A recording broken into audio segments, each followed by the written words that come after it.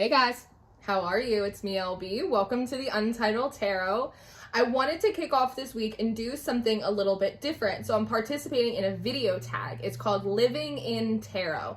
Which tarot decks do you really just want to crawl inside of and live in for a while? This tag was started by Kyra Getchell. I first came across it through the Curated Shelf, who did this tag as an autumn edition, which I thought was really fun. Autumn is my favorite season, and so I wanted to participate too, so I tagged myself. I am going to tag Kyra and the Curated Shelf in the description box down below, so you can go and watch their videos. And if you want to participate and make a video and show us the decks that you want to live inside of or your autumn favorites, tag me. Tag them. The people want to know what decks you're rocking with for this season. So I picked 6 decks for today. I picked 4 tarot decks and I picked 2 oracle decks.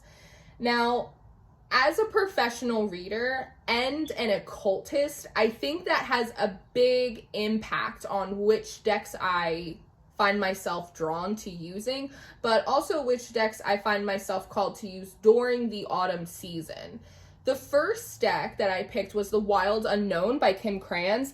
This is a really popular deck. People have been using it and raving about it for years. But I hadn't had it up until a couple months ago, and I actually got the little pocket edition.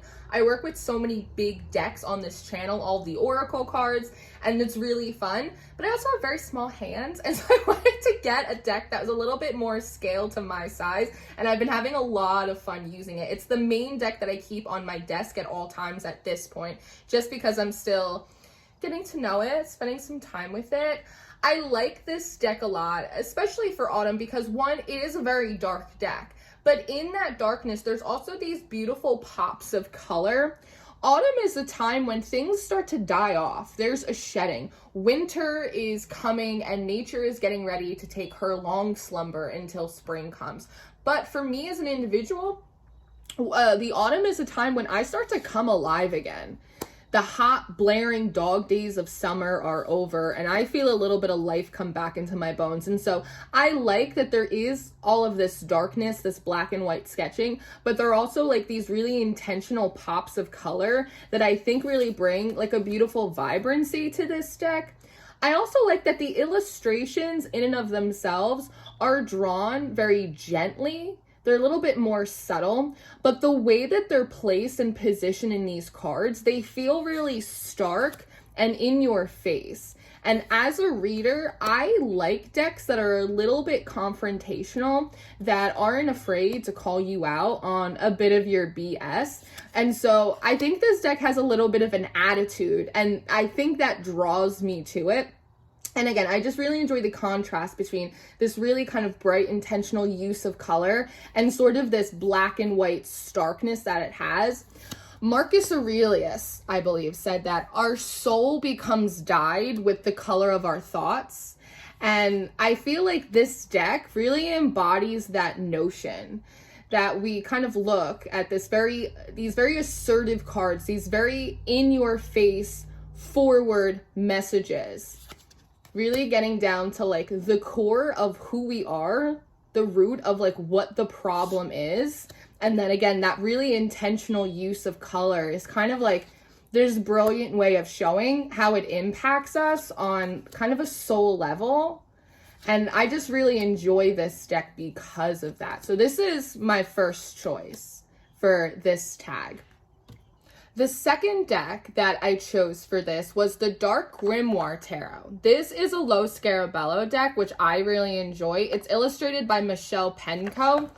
Now, I could live and breathe inside of this deck forever. It was a little bit of a neck and neck between me choosing this and me choosing the Hush Tarot, which is a deck that I've used a lot and I really do enjoy. The thing about the Hush Tarot is that sometimes I feel like the cards lack a little bit of context. I look at them and I go, what's going on here? Like, how did we get to this place? Whereas in the Dark Grimoire Tarot, it feels like I'm stepping into a fully formed universe. And that is like a really exciting notion for me as a reader when I go to pull it out. This deck is exceptionally dark, so it really is good for autumn. It's good for winter too. It's definitely good for spooky seasons. What I do like is, despite how dark this deck is, there are, similar to the Wallet Unknown, there are these really intentional uses of color that I feel really warm up the deck and really round out the messages. Like, this is the Six of Cups, for example, and I love that this character, she's embodying everything the Six of Cups talks about, right? It's like she does have comfort, there is a familiarity, but there is sort of like this bottomless well of like longing and yearning as she looks over the skyline. And so I feel like, despite, again, how dark this deck is, it really hits you on like a very emotional level that feels really satisfying to me. There also is like a big use of sort of, there's like ghouls and goblins and demons that are in this card that for some of you, depending on your spiritual practice, may really resonate with. Otherwise, I think it just kind of brings forward this very otherworldly, you know, there are creatures among us type of energy that I think is just a very fun concept to play with. The Devil card. This is my favorite Devil card out of any tarot deck that I have ever seen or possibly own. I love how it's kind of bringing forward, as you know, this devil, it's not just an individual or you and one other individual chained to the devil. Like, it's a communal type of energy that everyone is engaging in, right? And there's sort of this feeling of being trapped. Like, it just brings forward like all of these different possibilities that can be very dark or can be very scary, but also there is kind of like a warmth in the darkness that we find sometimes if we dare to look for it. So I just thoroughly enjoy this very dark and this, but there's these lighter moments too, right? It's like, it just feels very well-rounded of a deck for me if you have the stomach for it, because some of the cards are a little bit intense, especially cards like the Hangman. But if you're ready to rumble, I think that this deck will get you there. So not only is this just like a deck period that I would absolutely love to crawl inside of and live in this universe, but I also think that seasonally it is very appropriate. So the next deck that I'm choosing is the Tarot of the Old Path. You guys on my channel will know this deck very well because I've used it a bunch of times. This is by Sylvia Gainsford and Howard Rodway. I love this deck. It's in a classic Rider-Waite-Smith style. If I wasn't going to use the Rider-Waite, I would immediately go to this deck. One of the reasons I like it is that it's very earthy. It feels like in a lot of ways it brings the traditional Rider-Waite-Smith style kind of back down to earth, which I really like. A lot of the illustrations are also very amusing for me. Like, a lot of the knights look very frustrated, and I think that that's really reflective of when we're hunting or we're seeking or we're trying to do something. Like, it is kind of an arduous process.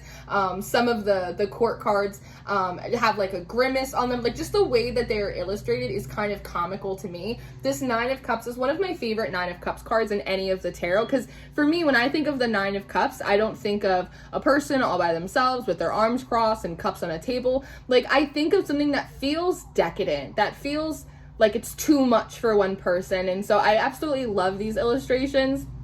I also like that this deck feels really folksy, and during the autumn, like, I feel my personal ancestral folk practices really start coming back around and intensifying. So it has this folksy kind of medieval fire festival harvest type of energy to it that I find to be really enjoyable. I also like some of the nuances in the illustrations, like the Six of Swords. He's not in a boat traveling across a riverbank.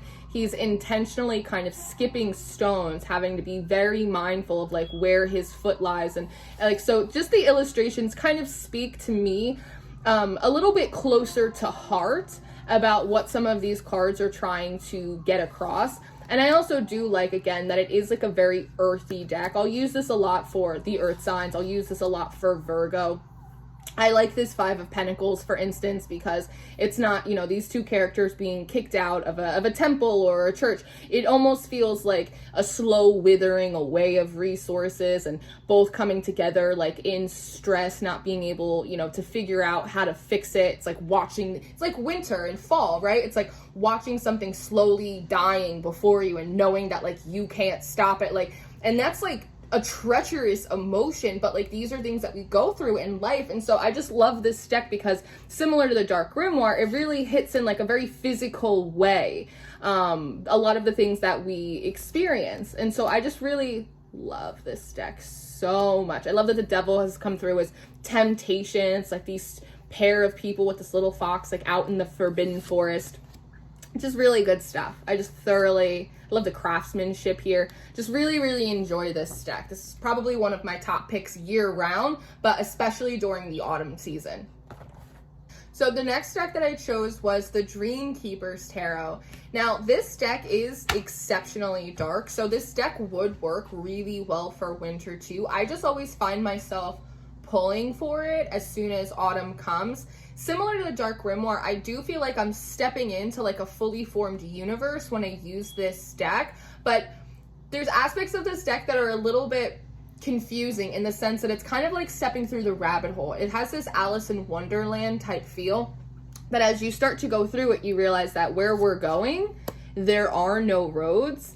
And there is something interesting about like these images that make a lot of sense, but then also these aspects that really kind of stretch the mind that I think are kind of perfect for autumn, because as the veil starts to thin and, you know, the spiritual energies increase and the leaves start to change, it's that funny feeling of I'm not really alone here. Like there's something more happening behind the scenes. It's that, you know, kind of chill you get up the back of your neck when you see something out of, you know, your peripheral vision. And like, there's, you know, did I see that? Is that happening? Am I imagining this? Like there's something kind of like intoxicating about sort of being in that liminal space. And I just think this deck really embodies that in such a gorgeous way. It is very dark, it is very earthy, but it sort of brings forward what else is lying within the earth that we're not really paying attention to.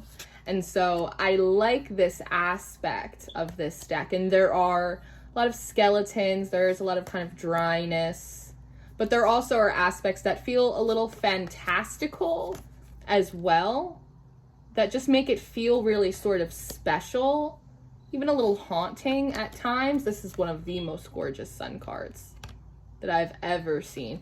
I also think that this is a really good deck to kind of storyboard as well. If you're more of a visual reader, there is a lot to work with in this deck. I love this sort of triple goddess for the high priestess. It brings through a lot of that Hecate energy. I like that the magician is a creatrix. Just really gorgeous, just all around the board. And I do think that there is kind of this gorgeous mix of these kind of dark elements, these lighter elements. There's a lot of this kind of celestial energy that is going in here as well. It's definitely an Alice in Wonderland type of deck, but in a very creepy way. And for me, that is very satisfying as a reader, to play around with just all of those contradictions in one place. So, look at the fates. Gorgeous. Gorgeous. So, now I think we have covered the tarot deck, so we can move on to the oracle decks that I have chosen. The first of which is the Magic of You Oracle by Fiona Horn. This deck is really dark. It's not just dark for an oracle deck, it's really dark in general. It is haunting in a way that cannot be explained, but can only really be shown. There's also like aspects of this deck that emotionally like really pull on you, because you can kind of feel like the heaviness, you can feel the intensity of the purge, like you can feel the pain in a lot of these cards, but there is also sort of a poetry about it. It's like those moments when you really break down, but you also know you're about to break through. And I think that there's something about the combination of those energies that personally I find to be like really intoxicating and really interesting from kind of like a philosophical perspective. I also think that these illustrations are absolutely gorgeous, and in many ways they are incredibly high fashion. It's sort of like this gothic high fashion deck. I don't think it's intended to be that way, but it most certainly comes through that way for me. It kind of reminds me of the new Balenciaga campaign, like the burden of the bourgeoisie in a lot of ways, because there is a regality here, but there also is like this deep sense of hidden pain. I also really enjoy the guidebook that comes along with this oracle deck as well, because it explains how certain combinations of cards can indicate different things that may be going on within you spiritually. I think if you're interested in sort of the darker side of things, or if you're really interested in delving into shadow work in a new way, this is definitely an oracle deck that can help you accomplish that. But again, much like the Dark Grimoire, it's not for the faint of heart, but it is for the brave of soul. So I'm just absolutely in love with this deck. I would climb inside this deck and live in it for a while, even if sometimes it kind of feels a little bit like hell. But I think all of us have already lived through hell at one point in our lives. And so I think that we are well up to the task. It's just like opulent. It's just really gorgeous. So this is a deck that I would definitely live in if I wanted to walk a little bit on the wild side of things. But again, if I wanted to work on shadow work, or if I was trying to connect with, you know, darker spirits, if that was my spiritual path, this would absolutely be the deck to help me accomplish that task. It doesn't mince any words. So the last oracle deck that I wanted to show you guys that I chose for this tag is the Witch's Oracle by Sally Morningstar. I absolutely love this deck. I think it's a very good middle ground deck if you wanted something that was really fitting for autumn or even for winter, but wasn't so dark or so haunting. I think by now you've probably gotten the hint that I like these really gut-wrenching decks because I like to torture myself and I like to just kind of fall into the deep recesses of my mind. But sometimes we have to climb out of that hole and we need an oracle deck to do that. So I think the Witch's Oracle is like this really nice middle ground. It is very folksy and there is like a ton of occult symbolism and paganism just kind of strewn throughout this deck. So if you are a practicing pagan, I think that you would actually really love this deck.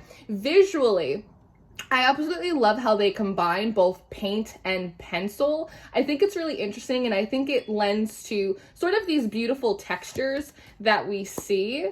There's also a lot of references to different pagan practices, different equinoxes, and different gods and deities as well that I think is really nice. Sometimes, you know, when it comes to tarot and oracle decks, it can be hard to find a deck that is representative of your personal practice, right? Especially like New Age spirituality and communities, everything kind of can feel a little bit surface level at times. But if you're a practitioner and you're really into your ancestral folk magic, or you're really committed to a pantheon, or you're a devotee to a certain deity, let's say, it's like you want tools that are reflective of the reality of your spiritual path and your personal practice. And I think that this deck embodies that in like a really beautiful way. And again, it does feel very folksy. It does feel, has like a lot of this autumn harvest type of feeling, but it also kind of moves through the other seasons as well.